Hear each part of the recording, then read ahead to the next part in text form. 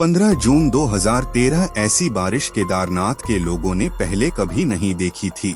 अगले दिन यानी 16 जून को बारिश रुकने का नाम नहीं ले रही थी। केदारनाथ के पहाड़ों पर झीलों में बारिश का पानी भारी मात्रा में भर गया था और ग्लेशियर भी पिघलने लगे थे। केदारनाथ में भी भारी भीड़ थी और वे बारिश रुकने का इंतजार कर रहे थे, लेकिन किसी को ये पता नहीं था कि 16 जून की शाम को क्या होने वाला है। शाम हो चुकी थी और बारिश रुकने का नाम नहीं ले रही थी। केदारनाथ के आसपास बहने वाली नदियां मंदाकिनी और सरस्वती उफान पर थीं। खासकर मंदाकिनी की गर्जना डराने वाली थी। केदारनाथ के आसपास पहाड़ों पर बादल फट रहे थे। सभी यात्री केदारनाथ मंदिर के पास बने होटलों में आराम कर रहे थे और वहां के सभी लोग इस बात से अनजान थे कि केदारनाथ के लिए वो रात भारी गुजरने वाली थी। करीब 8:30 बजे केदारनाथ में पहली बार मौत के भयानक मंजर से लोगों का सामना हुआ और इस लैंडस्लाइड में मलबे के साथ पहाड़ों में जमा भारी मात्रा में पानी तेज रफ्तार से केदारनाथ घाटी की तरफ बढ़ा और बस्ती को छूता हुआ गुजरा।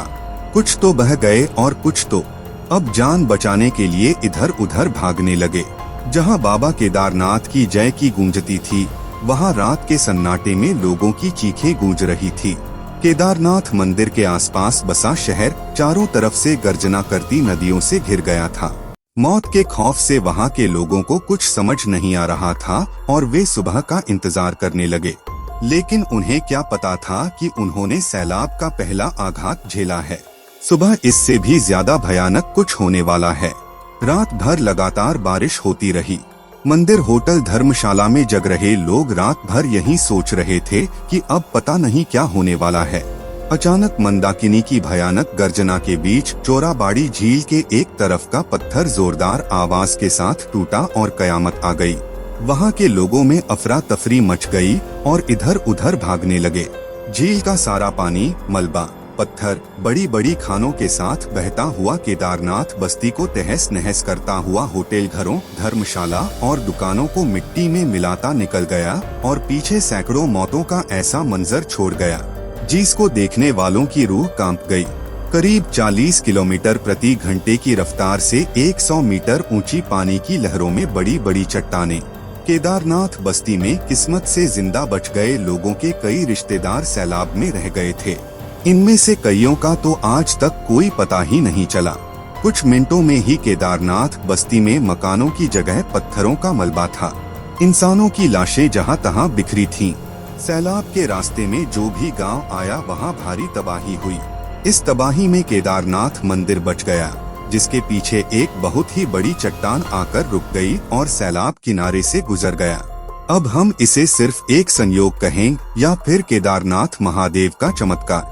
10 मिनट में केदारनाथ मिट्टी में मिल चुका था।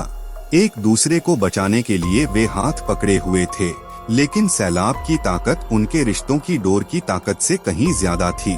एक एक परिवार के कई लोग लापता हो गए और आज तक नहीं मिले। केदारनाथ में बचे खुचे जिंदा लोग बारिश रुकने और मौसम साफ होने का इंतजार करने लगे। ना तो खाने के लिए कुछ था और ना ही पीने के लिए साफ पानी। 17 जून 2013 की सुबह में सैलाब आया और दिन रात बारिश होती रही। 18 जून को जब बारिश थमी और मौसम साफ हुआ, तब तक केदारनाथ पूरा तहस नहस हो चुका था। जगह जगह पत्थरों और खंडहरों में लाशें फंसी थी। जिन लाशों का पता नहीं चल पाया, उसके रिश्तेदार आज भी उनके लौट आने का इंतजार कर रहे हैं। केदारनाथ त्रासदी अपने पीछे ऐसी अनेक दर्दनाक जिंदगी और कहानियां छोड़ गया जिसे देखकर आज भी इंसान रो देता है। 18 जून को सरकार को इस बारे में पता चला और 19 जून को भारत सरकार केदारनाथ के बचाव के कार्य में जुट गई। सरकार के आंकड़ों के हिसाब से यहाँ पर 4000 से भी ज्यादा लोगों की मौत हो गई थी। दोस्तों, हम केदारनाथ महादेव से प्रार्थना करेंगे कि ऐसी घटना दोबारा हमें देखने को ना मिले और कमेंट में हर हर महादेव जरूर लिखें।